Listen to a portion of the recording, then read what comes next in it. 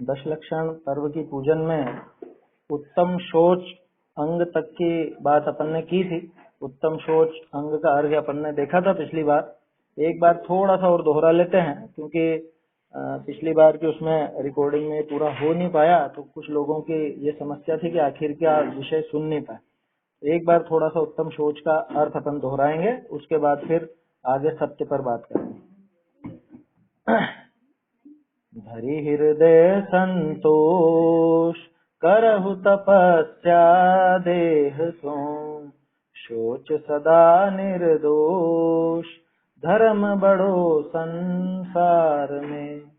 उत्तम शौच सर्व जग जाना, लोभ पाप को बाप बखाना। आशा पास महा दुख दानी, सुख पावे संतोषी प्राणी। प्राणी सदा शुचिशील जप तप ज्ञान ध्यान प्रभावत। नित गंग जमुन समुद्र नहाए, अशुचि दोष स्वभावत। ऊपर मल मल भर्यो भीतर, कौन विधि घट शुचि कहे। बहुदेह मेली सुगुण थेली, शौच गुण साधु लय। क्या कहा? धरि हृदय संतोष, के हृदय में संतोष धारण करो। वैसे पहले अपन डिटेल में बात कर चुके हैं, इसलिए सिर्फ सामान्य अर्थ ही अभी बताऊंगा मैं आप लोगों को। संतोष की बात क्यों की? क्योंकि लोभ का विपरीत है संतोष। क्रोध के अभाव रूप क्षमा देखा था, मान के अभाव रूप मार्दव देखा था, माया के अभाव रूप आर्जव को देखा। तो लोभ के अभाव रूप ये शौच को देखा, और लोभ का विरोधी है संतोष, है ना। तो संतोष धारण करो हृदय में। और लोभ को अकेला क्यों लिया? यहाँ दूसरी पंक्ति में लिखा ना, धर्म बड़ो संसार में, शौच सदा निर्दोष धर्म बड़ो संसार। सबसे बड़ा धर्म शौच। क्यों? क्योंकि लोभ में अकेला लोभ नहीं होता। लोभ उन सारी कषायों का सूचक है। कैसे? कि लोभ सबसे आखिर में जाता है, लोभांत कषाय कहा जाता है ना। 10वें गुण स्थान के अंत में लोभ कषाय का अंत होता है, तो सूक्ष्म लोभ भी आखिर तक रहता है। तो लोभ माने आखिरी कषाय जो जाएगी। तो अगर लोभ गई तो माने सब गया। इसलिए लोभ के विरोधी शौच को सबसे बड़ा धर्म का। करहु तपस्या देह सो, और शरीर से तप करो। हृदय में संतोष धारण करो और शरीर से तप करो। कि ये तप की क्या जोड़ी बिठाई शौच के साथ? तप की परिभाषा क्या है? इच्छा निरोध तपस। इच्छा का दूसरा नाम लोभ भी है ना। तो लोभ के विरोध में, माने इच्छाओं का निरोध होगा तो अपने आप तप होगा ही होगा। इच्छाओं का आप निरोध करोगे, संतुष्ट रहोगे, तो अपने आप स्वयं तप होगा। इस तरह से काम करना चाहिए। इसलिए शौच को सबसे बड़ा धर्म कहा गया है और निर्दोष कहा गया है। क्यों? क्योंकि लोभ गया तो सारे ही दोष गए। कषाय दोष है ना, और लोभ में सारी कषाएं गर्भित हैं। लोभ पाप का बाप है, सारी कषायों का भी बाप कहा जा सकता है। तो वो जो लोभ है, उस लोभ के नाश होने पर सारे दोषों का भी नाश स्वयं हो जाता है, ऐसा समझना। उत्तम शौच सर्व जग जाना, लोभ पाप को बाप बखाना। सारी जगत ने जाना है ये तो कि लोभ जो है वो पाप का बाप है। उत्तम शौच को सारे जगत ने जाना है, और उत्तम शौच को जाना है तो लोभ को भी तो जाना है। सारे जगत में सबसे ऊंचा धर्म, सबसे ऊंचा उत्तम शौच है, तो सबसे बड़ा पाप या पापों का बाप वो लोभ है। ये सहज रूप से जानने में आएगा। आशा पास महा दुखदानी। पिछली बार भी अपन ने इसका अर्थ देखा था। पास का अर्थ यहाँ पे पास होना नहीं है। पास का अर्थ पाश, फंदा। आशा रूपी जो फंदा है, फांसी है, पाश बोलो, उस पाश से फांसी शब्द बना है। आशा पास महा दुखदानी। क्या? जैसे जैसे वो लोभ बढ़ता जाता है, वैसे वैसे वो फंदा कसता जाता है, कसता जाता है। फांसी का फंदा जैसे जैसे कसता जाए तो वैसे पीड़ा बढ़ती जाती है। तो आशा पास महादुखदानी, आशा रूपी जो गले की फांसी है, ये अत्यंत दुख देने वाली है। और सुख पावे संतोषी प्राणी। जो संतोषी प्राणी है, जो लोभ में नहीं अटकता, वो सुख पाता है।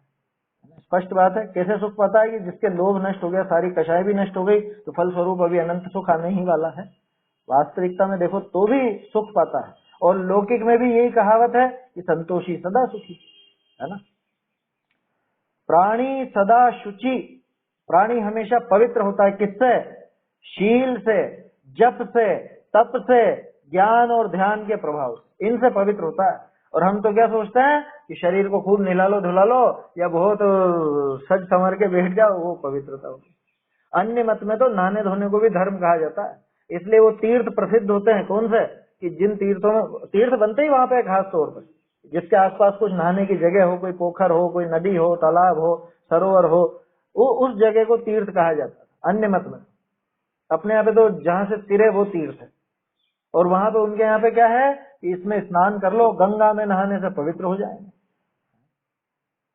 हमारे यहाँ पे नदी है, उसके घाट जो है वहां पे लिखा हुआ है मोक्षदायिनी चंद्रभागा नदी। जैसे चंद्रभागा नदी का नाम, उसको मोक्षदायिनी के दिया। बताओ, नदियों को मोक्षदायिनी कह देते हैं बहुत सी जगह, अन्य मत में प्रसिद्धि है। तो उससे पवित्रता आती है क्या? गंगा में नहाने से पवित्र हो जाएंगे? ये गंगा जल पवित्र है तो गंगा में नहा लो तो पवित्र हो जाओगे?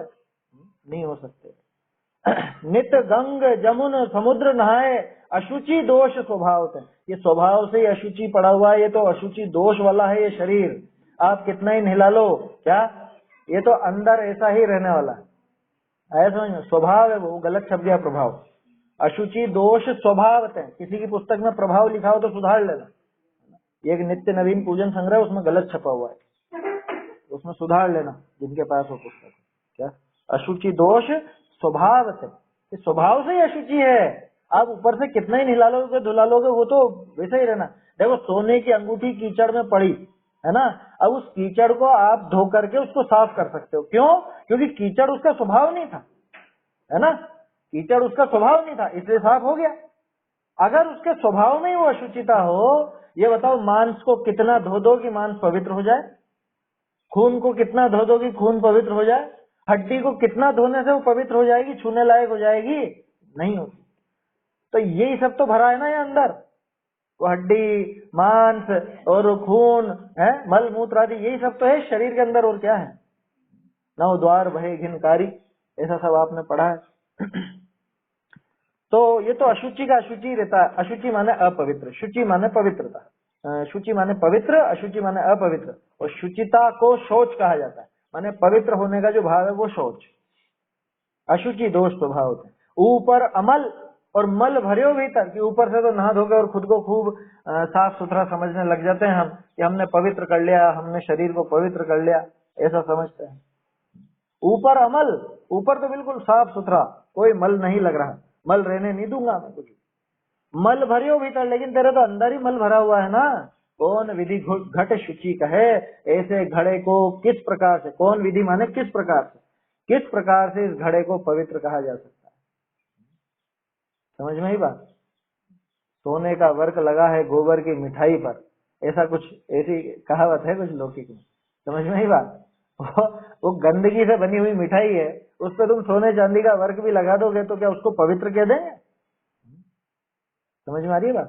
कि अंदर उस घड़े में मल मूत्र ही भरा हुआ है, और उसके ऊपर बहुत आपने रंग रोगन कर दिया, सोने की पॉलिश कर दी, खूब सुंदर बना दिया, तो क्या उसको पवित्र कहा जाएगा?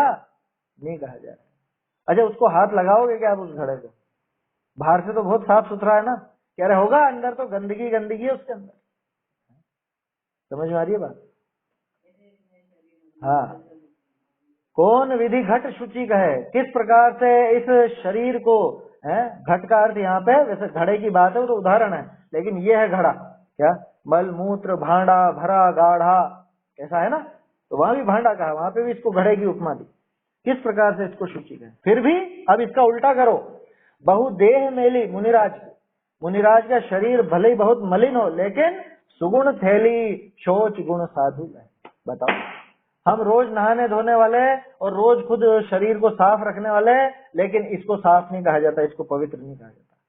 और मुनिराज का शरीर भले मलिन हो, आया समझ में, पसीना वसीना सब आता है ना, वो मेल की बत्तियां सी जम जाए तो भी ये मुनिराज तो पवित्र, अत्यंत पवित्र। क्यों?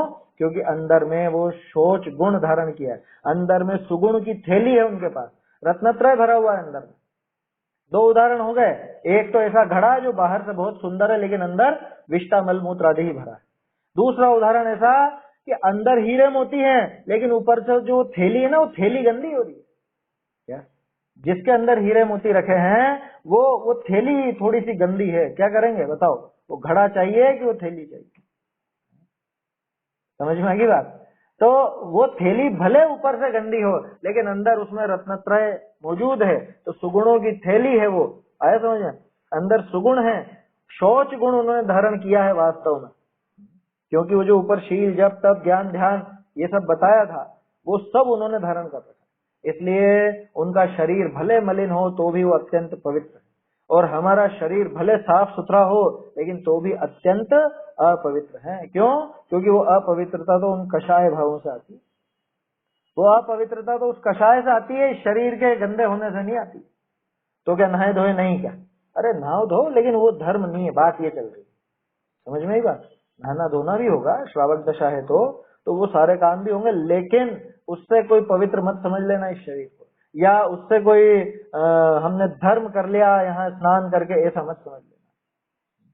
ये बात है। तो ये बात अपनी हो चुकी थी, फिर भी एक बार थोड़ा सा अपन ने इसको दोहरान कर लिया। अगला देखते हैं, सत्य।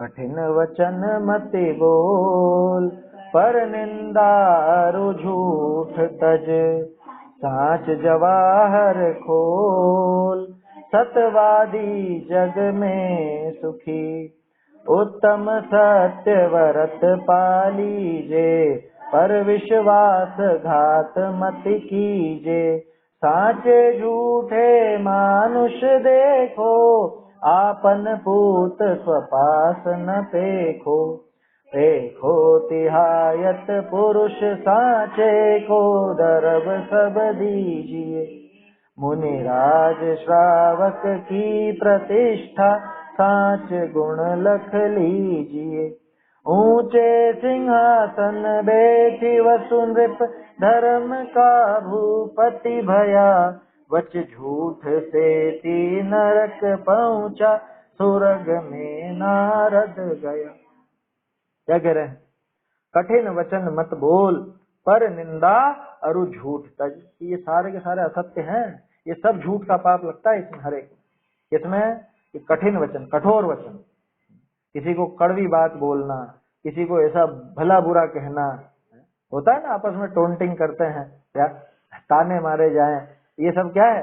ये कठिन वचन। ये कहना भैया कठिन वचन मत बोलो, पर निंदा मत करो, दूसरे की निंदा मत करो, फालतू दूसरे की बातें मत करो। कोई सीखने की बात हो, उससे प्रेरणा लेने की बात हो, तब तो फिर भी उसको सही कहा जाएगा, लेकिन सिर्फ निंदा के लिए निंदा, मजे लेने के लिए निंदा, तो पर निंदा छोड़ो। और झूठ, ये सारे के सारे झूठ का पाप दिलाने वाले हैं। आए समझ में? ये हुआ व्यवहार सत्य। और निश्चय सत्य, कि साच जवाहर खोल, ये जवाहर अंदर बैठा हुआ है, क्या? वस्तु स्वरूप सत्य का। असली सत्य क्या है? वस्तु स्वरूप ही सत्य है, उसको सत्य कहा जाता है। सत द्रव्य लक्षणम, सत्य कहा ना उसे। सत्य, सत्य माने सच्चा भी होता है, सत्य माने अस्तित्व वाला भी होता है। जिसका अस्तित्व हो उसी को सच्चा कहा जाता है, उसी को सत्य कहा जाता है। तो साच जवाहर खोल, ये खोल के देख अपनी गठरी, ये पड़ा ये जवाहर अंदर, ये सच का, ये तेरा सच्चा स्वरूप जो है वो तो अंदर पड़ा हुआ है, उसको खोल करके देख। सत्यवादी जग में सुखी। कौन सा सत्यवादी? बाहर से सच बोलने वाला वो भी, और इस सत्य को जो देखता है। अनेकांत सत्य है ना, तो अनेकांतवादी बोलो चाहे सत्यवादी बोलो, एक ही बात है। वस्तु का स्वरूप सत्य है ना, तो वस्तु का स्वरूप जानने वाला, समझने वाला, वो सत्यवादी है। समझ में आ रही है बात? सत्यवादी जग में सुखी, वास्तव में वही सत्यवादी है। कौन? कि जिसने उस वस्तु स्वरूप को समझा, अपने अंदर में बैठे हुए उस सत्य जवाहर को देखा। जवाहर का, जवाहर एक प्रकार का रत्न होता है। तो ये जो बातें है ना ऊपर, कठिन वचन मत बोल, पर निंदा और झूठ तज, ये तो हो गया एक तरह से व्यवहार सत्य। और ये जो दूसरी बात है सात जवाहर खोल, ये हो गया निश्चय सत्य। उत्तम सत्य व्रत पालीजे, उत्तम सत्य व्रत का पालन करना। इसमें वचन पालीजे लिखा है, किसी के वचन लिखा हो तो व्रत लिख लेना। उत्तम सत्य व्रत पालीजे, ये सत्य व्रत का पालन कैसे होगा बताओ? कैसे होगा सत्य व्रत का पालन? सत्य को समझे बिना हो जाएगा है? वस्तु स्वरूप जो सच्चा है, जैसा वस्तु का सही सही स्वरूप है, उसको मैं जानू नहीं तो कैसे सत्य व्रत पलेगा ये बताओ? सत्य व्रत का पालन तभी संभव है कि जब उस सत्य को जाने। आपने पाठ पढ़ा होगा, पाप वाला पाठ, उसमें लिखा है सच बोलने के पहले सच समझना भी जरूरी है ना? ऐसी लाइन पढ़ाया होगा आपने बच्चों को कि जैसा देखा जाना सुना वैसा ही बोल देना, यही सच है ना कि नहीं? इसके पहले वो सच जानना भी जरूरी है, सत्य को परखना समझना भी जरूरी है। आया समझ में? उसको समझे बिना नहीं कहा जा सकता। तो उत्तम सत्य व्रत पालीजिए का अर्थ क्या कि वस्तु स्वरूप जैसा है वैसा समझो। जैसा भगवान की वाणी में पूरे द्रव्य गुण पर्याय इत्यादि जो ये वस्तु स्वरूप की बात आई है, उस वस्तु स्वरूप को समझे तो वो सत्य व्रत का पालन करता है, उसके है सत्य व्रत। पर विश्वासघात मत कीजिए, दूसरे का विश्वासघात मत करना, झूठ बोल करके, मायाचारी करके। विश्वासघात करते हैं ना, झूठ बोल करके, सही बात नहीं बताते, छुपा लेते हैं, धोखा देते हैं, ये सब झूठ में शामिल है, मायाचारी झूठ में शामिल है। पर विश्वासघात मत कीजिए, सरल। साचे झूठे मानुष देखो, आपन पूत स्वपास न पेखो। क्या भैया, सच्चे झूठे मनुष्यों को देखो, क्या मतलब कि कौन सच्चा है कौन झूठा है। सच और झूठ से उस मनुष्य की वो रखना वैल्यू। क्या ये मत देखना कि ये तो हमारा बेटा है, ये तो हमारा सगा है, ये तो हमारा भाई है, ये तो हमारा रिश्तेदार है, तो इसलिए इसका साथ तो देना ही पड़ेगा। अगर गलत लाइन पर है तो साथ नहीं देना। आपन आपन पूत स्वपास न देखो, अपने बेटे को भी अपने पास का है ऐसा मत देखना, एक अर्थ। दूसरा अर्थ है, अब उसको अगर वो गलत लाइन पर है, झूठा है, तो भी अपने पास मत रखना। आपन पूत स्वपास न पेखो, है ना? पेखना मतलब ऐसे देखना होता, प्रेक्षण शब्द से बना पेखो। क्या आपन पूत स्वपास न पेखो, ये इसके अलग अलग अर्थ निकल सकते हैं। आप चाहो तो कैसे निकलेंगे? ये मत देखो कि ये अपना पूत है, पूत माने पुत्र बेटा, या ये मत देखो कि ये अपने पास का है, नजदीकी है। दोनों बातें आ गई, पुत्र में आ गई रिश्तेदारी, और पास का मतलब अपने मित्रता या जिससे लोग व्यवहार अच्छा है, वो दोनों कि पक्षपात मत करना कभी भी कि ये हमारा रिश्ते में फला फला लगता है या ये हमारा खास मित्र है तो इसका तो साथ देना ही पड़ेगा। साचे झूठे मानुष देखो कि भैया सच्चे झूठे, सच झूठ से ही उस मनुष्य की वो परखना, क्या उसकी वैल्यू उसी से परखना कि ये कैसा व्यक्ति, उसी का साथ देना जो सच्चा हो। और क्या कह रहे हैं आगे देखो, पेखो तिहायत पुरुष साचे को दरब सब दीजिए। पेखो तिहायत पुरुष साचे को दरब सब दीजिए। ये तिहायत का क्या मतलब है? कई बार प्रश्न उठता है। तो तिहायत का एक अर्थ तो है एहतियात, एहतियात बरतो, सावधानी रखो, सच्चे पुरुष को सारा द्रव्य दो। दूसरा तिहायत का अर्थ होता है तिसरेत, तिसरेत माने तीसरा व्यक्ति। आया समझ में? तीसरा व्यक्ति कौन? कि जो तुम्हारे घर का नहीं है। ये जो बात है ना, आपन पूत और स्वपास, कि अपना रिश्तेदार है कि अपना नजदीकी है, ऐसा मत देखो, इन दोनों को मत देखो, तुम तो तीसरे व्यक्ति को देखो। कौन तीसरा व्यक्ति? कि जो सच्चा पुरुष हो, जो सत्यवादी हो, जो ईमानदार हो, जो धर्म मार्ग में लगा हुआ हो, उसको देखना। आया समझ में? जो मध्यस्थ व्यक्ति है, जिससे आपका कोई लेना देना नहीं, जो कोई पक्षपात नहीं रखे, ऐसा। पेखो तिहायत, तो तिहायत के ऐसे दोनों तीनों अर्थ बनते हैं। एहतियात वाला अर्थ भी बनता है और तिसरेत भी आता है इसका अर्थ। तिहायत माने तिसरेत, तिसरेत माने तीसरा पुरुष। तीसरा कौन? कि जिससे आपका कोई राग द्वेष नहीं है, लेकिन वो सच्चा है, तो उसको अपना सारा द्रव्य दे देना। अगर अपना बेटा भी है या अपना खास दोस्त भी है, लेकिन अगर सत्य मार्ग पर नहीं है तो उसको मत देना। आया समझ में? पुरुष सांचे को दरब सब दीजिए, अपना सारा द्रव्य उसको दे देना जो सच्चा है, सत्य के लिए अर्पित कर देना इस द्रव्य को, झूठे को मत देना। अरे लौकिक में कहावत चलती, पूत सपूत तो क्यों धन संचय, पूत कपूत तो क्यों धन संचय। कपूत है तो भी संचय मत करो, उसको मत दो, और सपूत है तो फिर जरूरत है नहीं, क्योंकि वो तो अपने आप उसके हिसाब से मिल जाएगा। वो लौकिक कहावत है। फिर भी यहाँ तो अपनी ये बात देखना कि वो धर्म मार्ग में लगा हुआ है, वो सच्चा है, तो उसका साथ देना, और अगर धर्म मार्ग में नहीं है तो उसका साथ नहीं देना। सच्चाई पर नहीं है, सत्य स्वरूप का ख्याल नहीं है, तो साथ मत देना। कहावत आती है ऐसी, अंधे कुएं में डाल देना अपने, लेकिन ऐसे झूठे व्यक्ति को मत देना। आया समझ में? ज्ञानानंद श्रावकाचार्य में है ये। देखो तिहायत पुरुष सांचे को दरब सब दीजिए, मुनिराज श्रावक की प्रतिष्ठा सांच गुण लख लीजिए।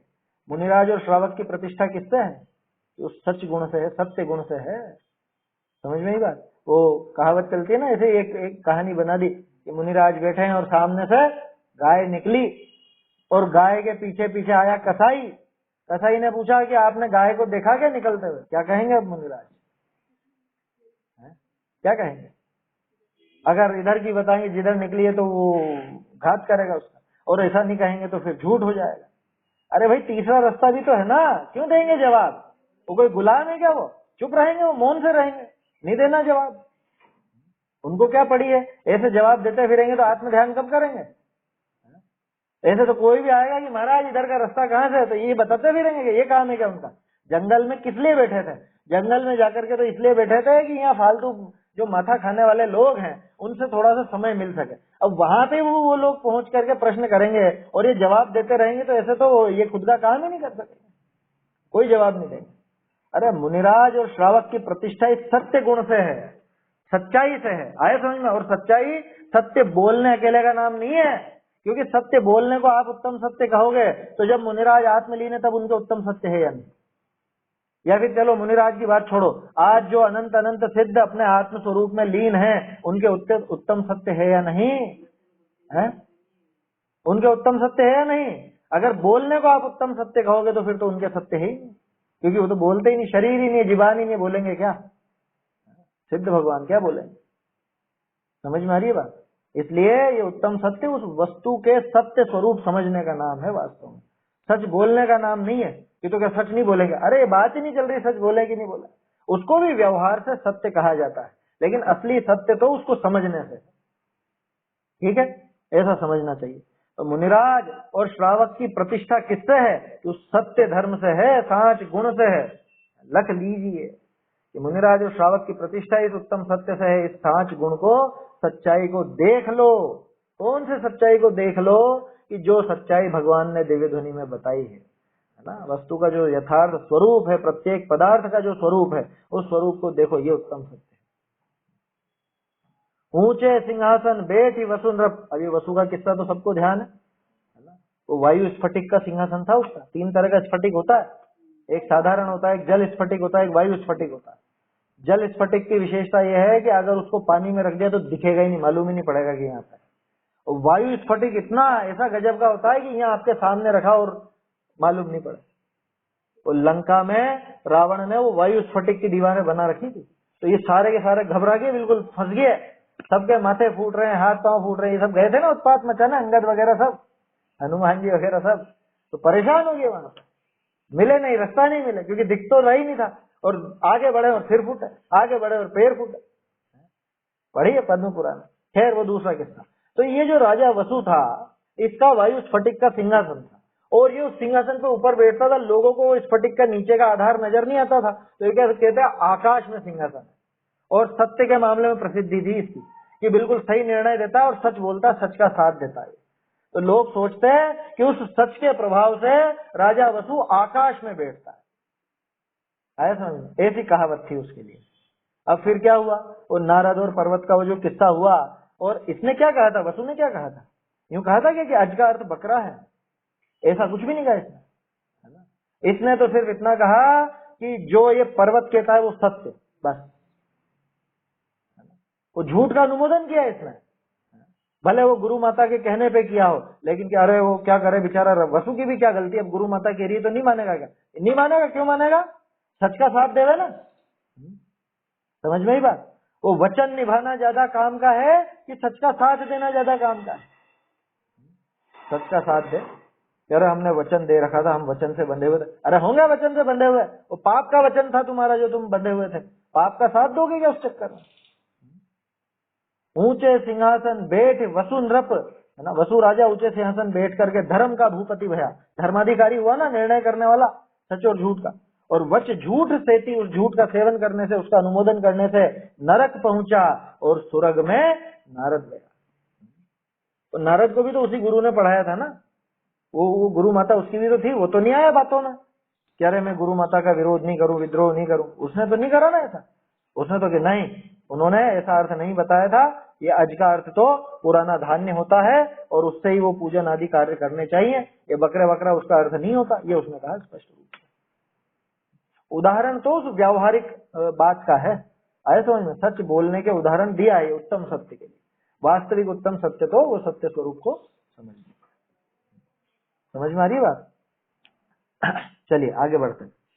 काय छहों प्रतिपाल, पंचेंद्रिय मन वश करो, संजम रतन संभाल, विषय चोर बहु फिरत हैं, उत्तम संजम गहु मन मेरे, भव भव के भांजे अघ तेरे, सुरग नरक पशु गति में नाही, आलस हरण करन सुख ठाही, ठाही पृथ्वी जल आग मारुत रूख त्रस करुणा धरो, थप रसन रसना घ्राण नैना, कान मन सब वश करो, जिस बिना नहीं जिन राज सीझे, तूरु ल्यो जग कीच में, एक घड़ी मत विसरो करो नित आयु जम मुख बीच में। काय छहों प्रतिपाल, षट काय के जीवों का प्रतिपालन करो, उनकी रक्षा करो। कौन से 6 काय के जीव? कि 5 प्रकार के तो स्थावर और एक त्रस्त। एक इस तरह से भी लिया जाता है और एक ऐसा भी लिया जाता है, एक इंद्री, 2 इंद्री, 3 इंद्री, 4 इंद्री, असंगी पंचेंद्री और संगी पंचेंद्री। कैसे भी कर लो वही सारे जीव आने हैं। षट काय के जीव में यही जीव आने हैं, है ना, चाहे ऐसे देखो चाहे वैसे देखो। तो 6 काय का रक्षण करो, उसका नाम तो है प्राणी संयम, ठीक है ना। दूसरा पंचेंद्रिय मन वश करो, इसका नाम है इंद्रिय संयम। 5 इंद्रिय और 1 मन, ये भी 6 हो गए, तो 12 प्रकार का संयम। ध्यान रखना, ये तप नहीं है। बहुत से लोग 12 प्रकार का तप और 12 प्रकार के संयम में कंफ्यूज हो जाते हैं। ये 12 प्रकार का संयम है। कैसा संयम? ये एक तो प्राणियों की रक्षा रूप संयम और एक इंद्रियों से विरक्ति रूप संयम, उनको वश में करने दो, ठीक है ना। 5 प्रकार के स्थावर और एक त्रस्त, ऐसे सभी प्रकार के जीवों की रक्षा। दूसरा 5 इंद्रियां और एक मन, इन 6 के विषय भोगों में नहीं लगना, उसका नाम संयम। देखो ये संयम की सबसे ज्यादा महिमा है 10 लक्षण में, क्योंकि 10 लक्षण पर्व ही संयम का है। कल भी बात की थी ना अपन ने, वो सजना संवरना और वो सारी चीजें हैं। 10 लक्षण कैसे मनाना, तो संयम रखना। और हम तो संयम के नाम पे सिर्फ एक खाने पीने में संयम कर लेते हैं। ये ओढ़ना पहनना है, कपड़े लत्ते आभूषण, इन सब का भी संयम करना, और ज्यादा प्रदर्शन मत करना इसमें। समझ में आ रही है बात? वो संयम भी जरूरी है। मन का संयम है आखिरकार वो, क्या समझते हो आप? पंचेंद्रिय मन वश करो, संयम रतन संभाल, कि भैया ये संयम रत्न को संभाल के रखो। क्यों? कि विषय चोर बहु फिरत है। ये 5 इंद्रिय के विषय भोग रूपी चोर तेरे संयम रूपी रत्न को लूट ले जाएंगे। आप जो सजोगे संवरोगे ना, वो सारा 10 लक्षण का संयम मिट्टी हो जाएगा पूरा उसके सामने। सब संयम नष्ट हो जाएगा, सारा का सारा संयम गल जाएगा। अरे ऐसा कहां से आ गया यार? तुम देखो ना, ये तो ये 6 प्रकार का जो इंद्रिय संयम का, इसका अर्थ क्या है? 5 इंद्रिय, पंखा उनका मत चलाना, 10 दिन तो छोड़ना कि नहीं, सजने संवरने का काम मत करना, जिसमें प्राणियों का घात हो, जिसमें 5 इंद्रियों के विषय का सेवन हो, ऐसे काम, सभी प्रकार के कार्यों का थोड़ा सा उससे छूटना, विरक्त होना। ये 10 दिन अपने को प्रेरणा देने के लिए आता है। हमने तो प्रदर्शन के दिन बना रखे क्या, जितने भी वहाँ बैंक में रखे हुए हैं, लोकर में, सब निकाल लो, सारे पहनेंगे हैं। नई साड़ियां निकाल लो, नए कुर्ते पजामे निकाल लो, नई ड्रेस निकाल लो। शादी ब्याह जैसा उल्लास नहीं होता है यहाँ पे, संयम की विरक्ति, वो शांति, वो होती है यहाँ पे। श्रृंगार रस का काम नहीं है यहाँ शांत रस का काम है। समझ में ही बात? ये 10 लक्षण जीवन में शांत रस पैदा करने के लिए आते हैं, और हम इसी दिन सबसे ज्यादा आकुल व्याकुल, या इसी दिन सबसे ज्यादा हम वो करते हैं, विषय कषाय का सेवन। उत्तम संयम गहु मन मेरे, हे मेरे मन तू उत्तम संयम धारण कर।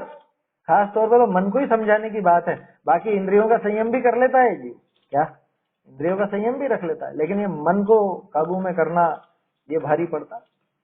भव भव के भांजे अग तेरे, भव भव में जो तूने अग माने पाप कमाए हैं, वो सारे पाप दूर हो जाएंगे इस संयम से। ये संयम ही है जो सारे पापों का नाश करने वाला है। बताओ पाप कैसे बांधता है जी? ये 6 प्रकार के जीवों का घात करके, अथवा ये 6 प्रकार के जो विषय हैं इनमें लग करके, 5 इंद्रियों और मन के विषयों में लग करके। यही तो है पाप के कारण, और कौन है? तो इनका अपोजिट वो संयम, अगर आप उस संयम को धारण करोगे तो अपने आप उस भव भव में जो तूने पाप बांधे हैं वो पाप तेरे छूट जाए। और विशेषता क्या है, क्यों दे रहे हो हमको प्रेरणा संयम की? अरे सुरग नरक पशु गति में नहीं, ये तू मनुष्य है, तुझे मिला ये मौका, स्वर्ग वालों को नहीं है ये, नरक वालों को तो है ही नहीं, पशुओं को भी बेचारों को एक लिमिटेड ही 5वें गुण स्थान तक का ही है, इससे आगे तो वो भी क्या कर पाते हैं।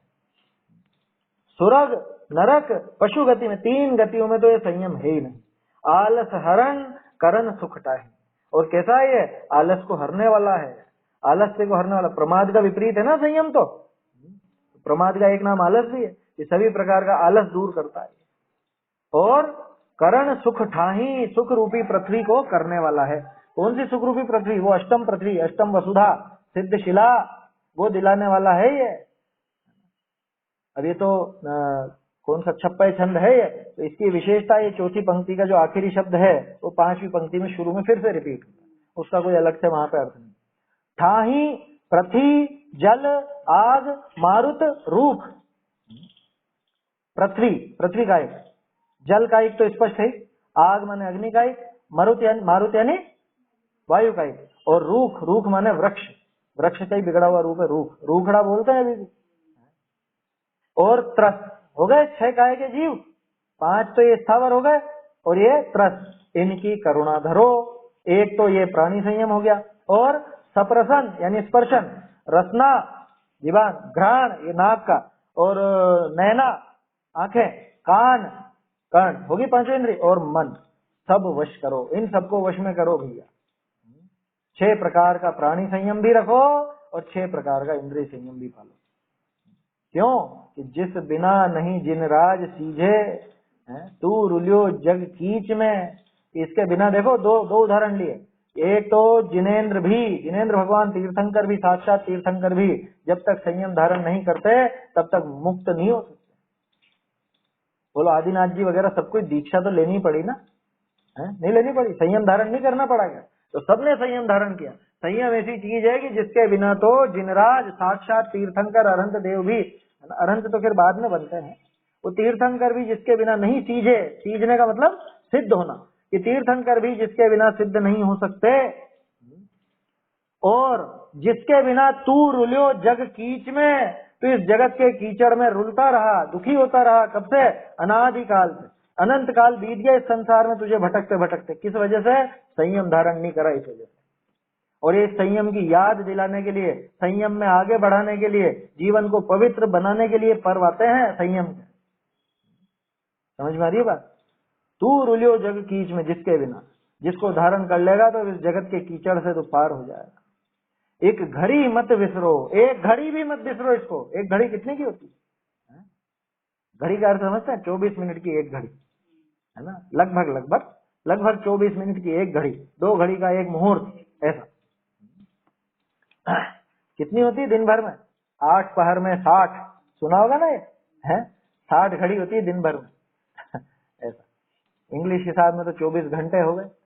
अब वहां तो घड़ी और ये मुहूर्त, ये सारी बातें तो कौन जाने अब आज के जमाने में, ये भी सीखने लायक है। तो जिनको पता नहीं इस वजह से मैंने बोल दिया, एक घड़ी माने 24 मिनट, एक मुहूर्त माने 2 घड़ी माने 48 मिनट के लगभग, अंदाजन है, अंदाजन, एग्जैक्ट नहीं। और जो हम पूरा दिन कहते हैं उसमें 8 प्रहर होते हैं, एक प्रहर होता है 3 घंटे का, लगभग 3 घंटे का, और 8 प्रहर में ये 60 घड़ी होती है। समझ में आ रही बात? ऐसा एक घड़ी मत विसरो, एक घड़ी भी, एक क्षण मात्र के लिए भी इसको मत विसरो, मत भुलाओ, करो नित, हमेशा करो इसको, हमेशा संयम धारण करके रहना चाहिए। ये 10 दिन के लिए नहीं है, 10 दिन, ये 10 दिन तो प्रैक्टिस के लिए है कि आगे के 355 दिन आप कैसे क्या करने वाले। ये जो अभी आप 10 दिन में प्रैक्टिस करोगे, ये इसीलिए है कि आगे अब और क्या सुधार करना है अपने जीवन में, है? जैसे वो अकाउंटिंग करते हैं ना, तो आखिर में जब वो रिटर्न भरने की बारी आती है, अभी रिटर्न भरने की सबकी तारीख आ रही है नजदीक, तो वो रिटर्न भरते हैं तो उस समय पे पूरे साल भर के हिसाब किताब सब मिलान करते हैं कि नहीं करते हैं? और अगले साल के लिए प्रोविजन किए जाते हैं, अगले साल के लिए वो निकाली जाती है कि ये राशि इतनी खर्च होगी, इतना इसमें लगेगा, इतना इसमें लगेगा, वो सब किए जाते हैं। तो ऐसे ही ये 10 दिन पूरे साल का एक समझ लो कि पूरा हिसाब किताब यहाँ पे देखना है। साल भर में क्या किया क्या नहीं किया, और अब आगे अपने जीवन की क्या रूपरेखा होनी चाहिए, ये 10 दिन उसके निर्णय के लिए है, ये 10 दिन उसकी तैयारी के लिए, उसकी प्रैक्टिस के लिए है। इसलिए कह रहे हैं करो नित्य, नित्य करो भैया, ये नित्य का काम है, 10 दिन का काम नहीं है। मूर्खों जैसी बातें मत करना, 10 दिन में तो हम पक्के जैन बन जाते हैं। 10 दिन के जैनी नहीं होता है, जैनी जो होता है वो 10 दिन का नहीं होता, वो आजीवन का होता है, वो अनंत काल का जैन होता है, 10 दिन के लिए नहीं होता अकेला।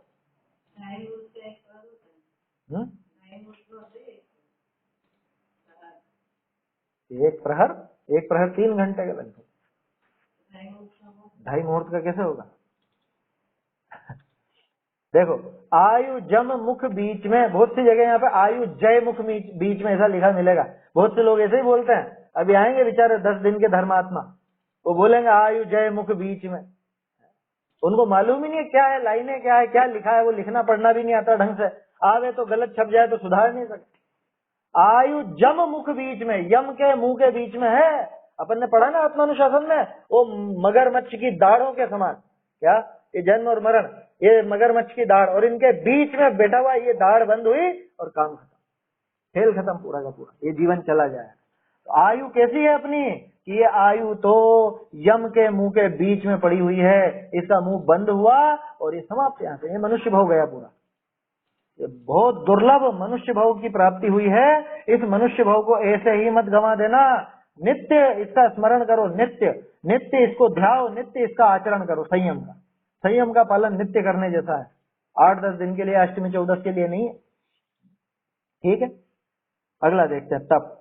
तप चाहे सुर राय, कर्म शिखर को वज्र है, 12 विधि सुखदाय, क्यों न करे निज सकति सम, उत्तम तप सब माहि बखाना, कर्म शैल को वज्र समाना, बस्यो अनादि निगोद मझारा, भूविकल त्रय पशु तन धारा, धारा मनुष्य तन महादुर्लभ, सुकुल आयु निरोगता, श्री जैन वाणी तत्व ज्ञानी, भई विषय पयोगता, अति महादुर्लभ त्याग विषय कषाय, जो तप आदरे, नर भवनुपम कनक घर पर, मणिमयी कल सागर। तप चाहे सुरराय, सुरराय माने इंद्र, अरे तप को तो इंद्र भी चाहते हैं, आया समझ में। तप ऐसी चीज है कि इंद्र भी उसकी कामना करता है, इंद्र भी चाहता है कि कब हम तप करेंगे। अब वो तो बैठा हुआ है वहां पे, अगले भाव के बिना कर नहीं पाएगा, अगले भाव में करेगा वो। तप चाहे सुरराय, एक अर्थ तो ये कि इंद्र भी चाहता है, दूसरा अर्थ कि जो तप करने वाले हैं उन जीवों को तो ये इंद्र वगैरह भी आकर के पूजते हैं, अपने चरण झुकाते हैं उनके। ऐसे तपस्वियों को वो चाहते हैं, दोनों अर्थ निकलते हैं। तप कैसा है कि कर्म शिखर को वज्र है, कर्म शिखर को, कर्म रूपी शिखर, कर्म रूपी पर्वतों को वज्र के समान।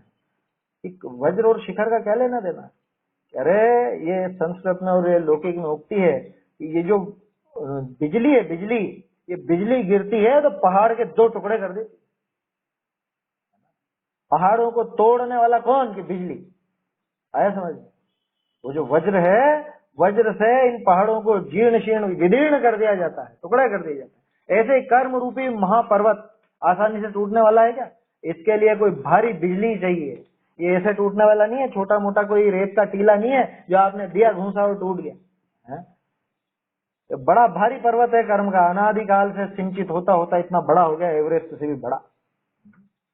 आया समझ में? हो गई है पीर पर्वत सी पिघलनी चाहिए।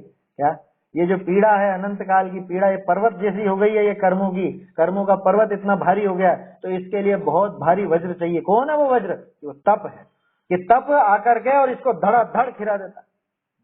तप सा निर्जरा च, है ना, तप से निर्जरा भी होती, लिखा ना सूत्र में, तत्वार सूत्र में। तो कर्म रूपी पर्वतों को वज्र के समान होता है वज्र, ये तप। कैसा है? 12 विधि, 12 प्रकार का सुखदायक है। गजब की बात है। ये मत समझना अरे तप का कष्ट सहेंगे तभी तो स्वर्ग का सुख मिलेगा, कि तू मूर्ख है। तुझे अभी आश्रव, बंध, संवर, निर्जरा सबके संबंध में भूल पड़ी हुई। कैसा है? सुखदायक है। कब सुखदायक है? कि अगले भव में देगा ना सुख, अगले भव में सुख देगा तब। इस भव में तो कष्ट देगा लेकिन अगले भव में सुख देगा। ऐसा है क्या? अरे तत्काल सुखदायक है। क्यों? क्योंकि इच्छा निरोधा तप। देखना, बिल्कुल गणित की तरह देखना। इच्छा क्या है? इच्छा से आकुलता होती है, आकुलता से दुख होता है, बराबर। इच्छा निरोधा तप, इच्छा का निरोध वो तप है। अब इच्छा अगर दुख है तो इच्छा का निरोध क्या होगा? सुख होगा। और इच्छा का निरोध तप है तो माने तप से सुख होगा। सिद्ध हुआ कि नहीं हुआ?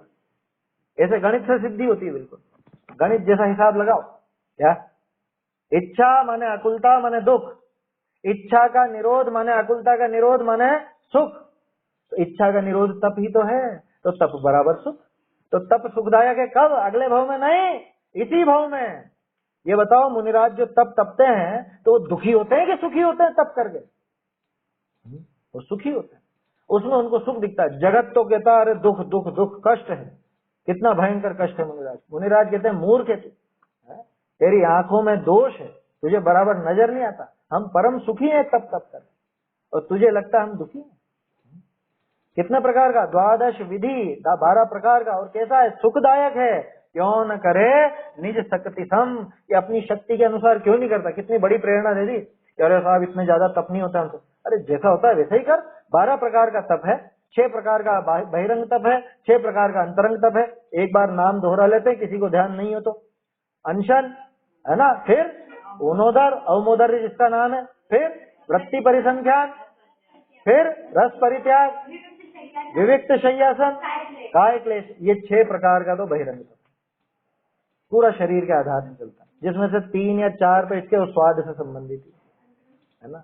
अब अंतरंग तप प्रायश्चित, विनय, वैयावृत्य, स्वाध्याय, व्युत्सर्ग और ध्यान,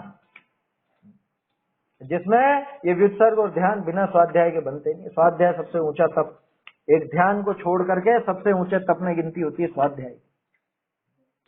अज्ञान प्रतिपक्षत्वात् स्वाध्याय परमम तप, हरिवंश पुराण में है। इसके अलावा एक और जगह भी है, 2-3 ग्रंथों में देखा था ना, पहले अपन ने नोट भी करा था शायद, ये विभा जी ने नोट कर रखा होगा। एक और कौन सा ग्रंथ था वो? चलिए, तो वो दूसरे ग्रंथ में है, एक और में भी है ना। तो हरिवंश पुराण का तो अपन देखते ही हैं, है ना। एक और वो नाम भूल गया मैं, अच्छा सा नाम है उसका भी, वो अपने चरणानियोग का ही ग्रंथ है, उसके अंदर ही है। तो 2-3 जगह तो स्वाध्याय को परम तप बताया है। स्वाध्याय परम तप है। मूलाचार में भी आया है, उसकी महिमा आई है, स्वाध्याय की महिमा। मोक्ष प्रकाशक में तो खैर खूब करिए, टोडरमल जी तो हर जगह ही स्वाध्याय की महिमा कहते हैं। देखो, तो 12 विधि सुखदाय, ये 12 प्रकार का तप क्यों न करे निज शक्ति सम, अपनी शक्ति अनुसार क्यों नहीं करता। शक्ति अनुसार करना चाहिए। और 12 के 12 क्रम से हैं। ये क्रम से माने आगे आगे वाला ऊंचा ऊंचा तप। जैसे अनशन से ऊंचा अवमोदर्य है, अवमोदर से ऊंचा वो रस परित्याग। आया समझ? ये मैं नहीं कह रहा हूं, पढ़ लेना वहां पे सर्वार्थ सिद्धि में, राजवार्तिक में, सब में ये स्पष्ट लिखा है। उत्तम तप सब माही बखाना, ये सब में बताया गया उत्तम तप। तो क्या बताया गया है? कर्म शैल को वज्र समान, कर्म रूपी पर्वत, शैल माने पर्वत, कर्म रूपी पर्वतों को वज्र के समान सब जगह बताया गया है।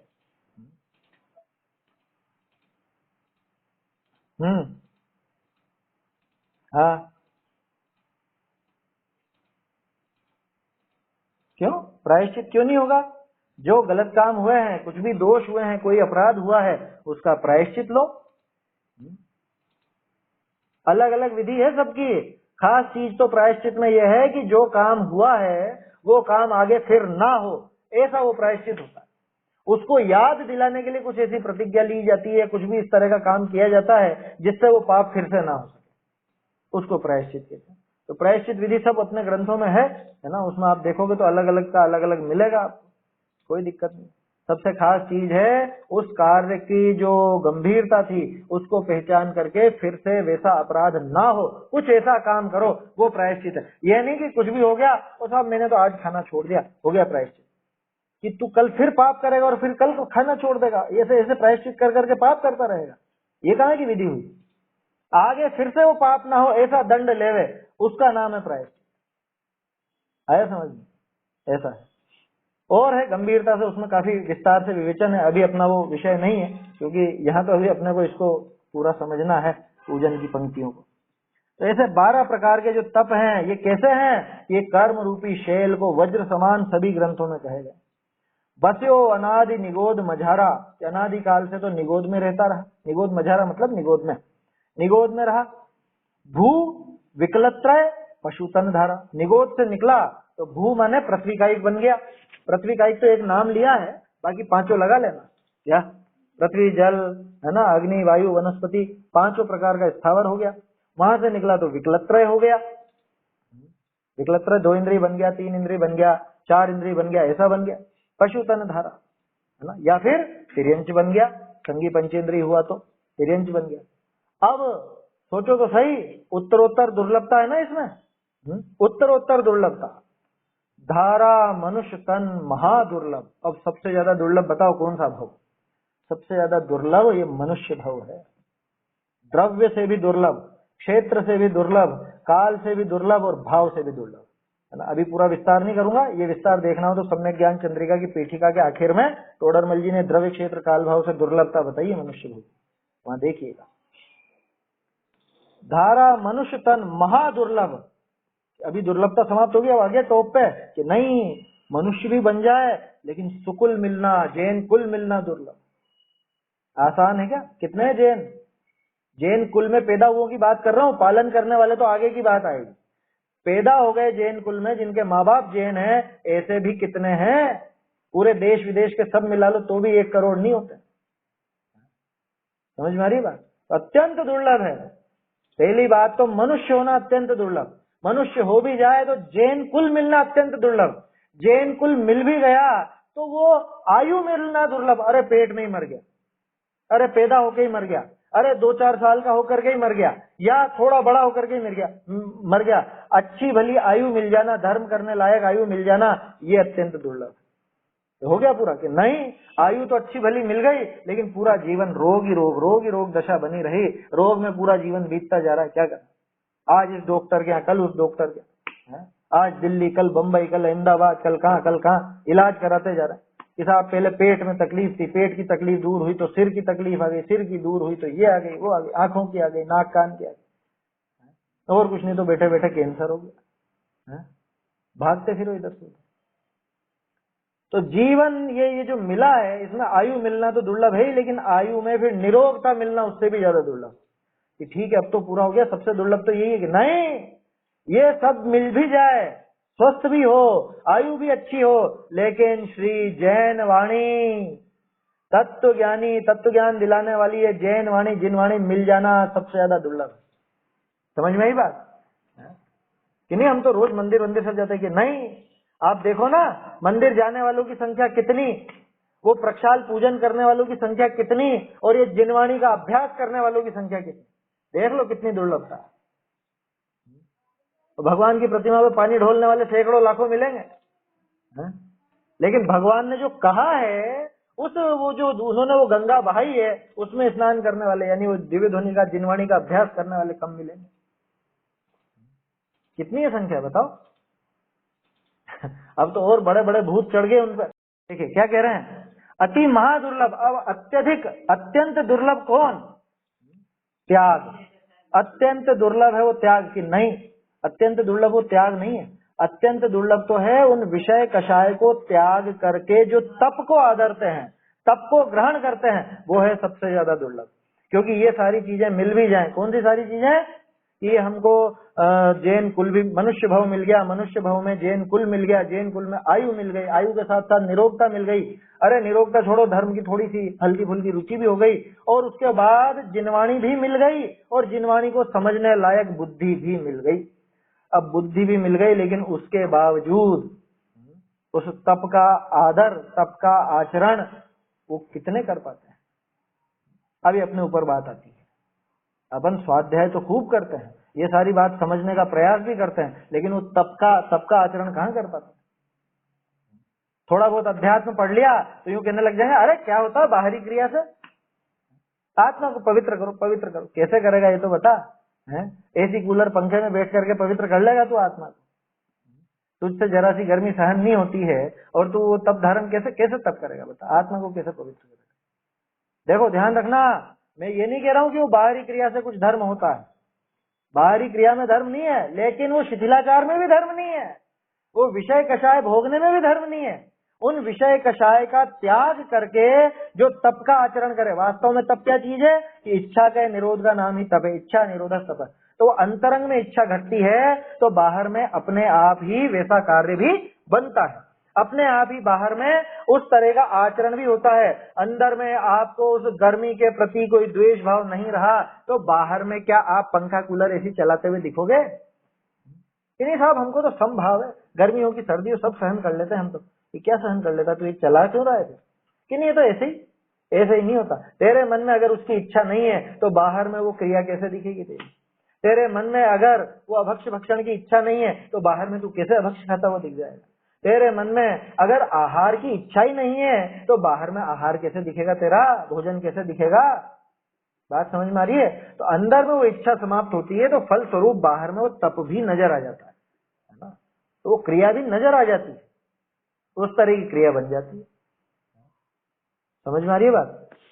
अति महादुर्लभ, ये सबसे ज्यादा दुर्लभ है क्या?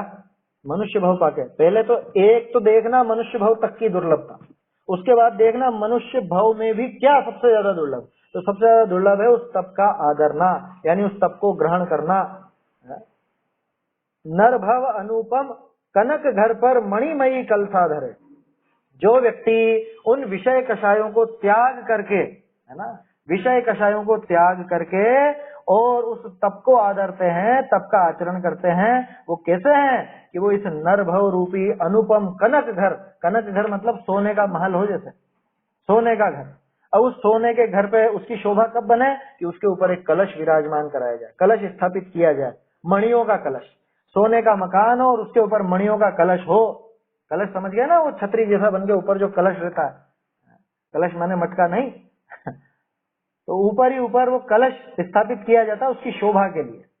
क्या समझ में ही बात? जैसे मनुष्य की शोभा के लिए सबसे ऊपर वो मुकुट धारण करते हैं ना, ऐसे ही मकान की शोभा के लिए सबसे ऊपर कलश होता है। पहले तो करते थे, अब आजकल तो जिनालय जो अपने मंदिर होते हैं उन्हीं की शोभा के लिए किया जाता है। अब तो मकानों की डिजाइन ही अलग अलग होगी। तो ये अनुपम कनक घर मिला है इसको, ये मनुष्य पर्याय जो मिली है ये अनुपम सोने का घर है। उसके ऊपर ये मणिमयी कलसा धरे, ये मणियों का कलश, मणि रूपी। ये कौन सा मणियों का कलश? ये मनुष्य भाव और ये जो जिनवाणी का अभ्यास, ये सब मिल गया, ये तो हो गया सोने का घर।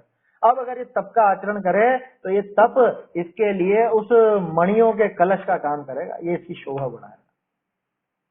समझ में ही बात? अरे और पूर्णता ही तभी होती है, पूर्णता तभी होती है ना, सबसे जो टॉप पर जो आपको विराजमान करना, टॉप पर जो स्थापित करना है, जब वो स्थापित हो गया तब आपका वो मकान का निर्माण पूरा कहलाता है। सब कंप्लीट हो गया, बिल्कुल कंप्लीट। ऊपर ही ऊपर जो रखना था वो रखा जा चुका, तब मकान कंप्लीट होता। ठीक ऐसे मनुष्य भाव की सफलता किस बात में है? ये विषय कषाय को छोड़ करके अपने तप को अंगीकार करे, इसमें सफलता है। कि साहब हमसे तो ज्यादा नहीं होता, यार जितना होता है उतना ही करो, क्यों ना करे निज सकति सम, पहले ही तो कह दिया।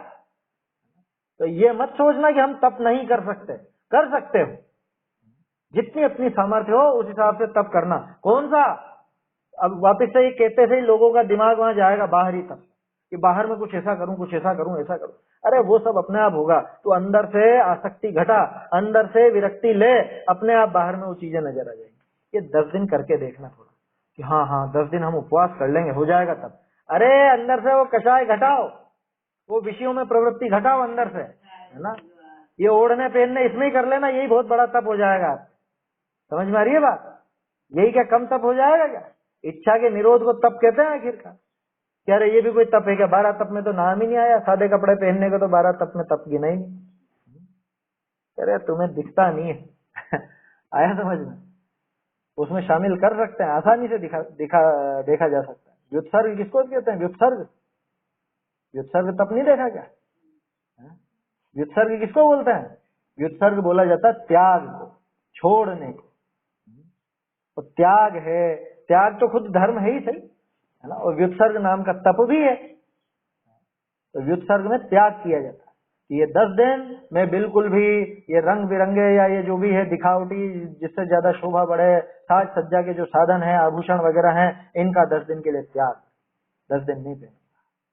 क्या क्या रे, ऐसे अच्छा थोड़ा लगे तो तुम धर्म नहीं साध सकते, तुम्हारा नहीं साधने वाला, ये समझ लेना।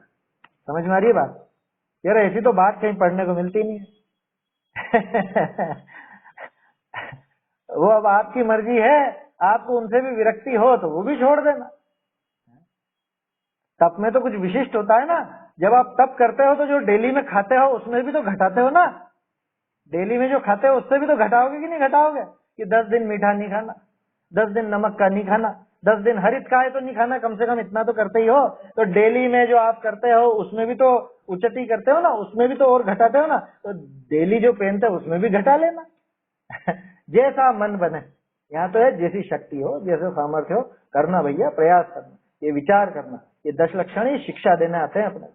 ये राग रंग बढ़ाने नहीं आते, विषयासक्ति बढ़ाने नहीं आते, घटाने के लिए आते हैं। समझ में आ रही है बात? तो एक उदाहरण है वो तो, ऐसे और चीजों पर विचार करना।